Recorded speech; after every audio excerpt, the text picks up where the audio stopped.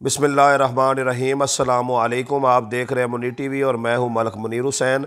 नाजरीन, मुरीदके से बड़ी अफसोसनाक ख़बर आ रही है जहां पर जूता बनाने वाली फैक्ट्री में जो है आग लग गई है और आग लगने के नतीजे में तमाम जो साजो सामान है वो जल गया है और रेस्क्यू की टीमें जो हैं वो वहाँ पर पहुँच चुकी हैं।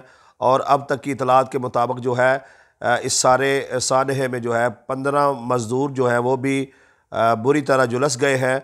वज़ीर आला पंजाब सरदार उस्मान बुज़दार ने इस वाक़े का नोटिस ले लिया है और डीसी शेखुपुरा जो है वो इस वक्त इस मामले की निगरानी कर रहे हैं और वहाँ पर जो भी मज़दूर झुलस गए हैं उनको तिब्बी इमदाद देने के लिए भरपूर कोशिश और कावश की जा रही है और रेस्क्यू टीमें जो है इस आग को बुझाने की कोशिश कर रही हैं, लेकिन अभी तक जो है आग जो है वो बुझी नहीं है।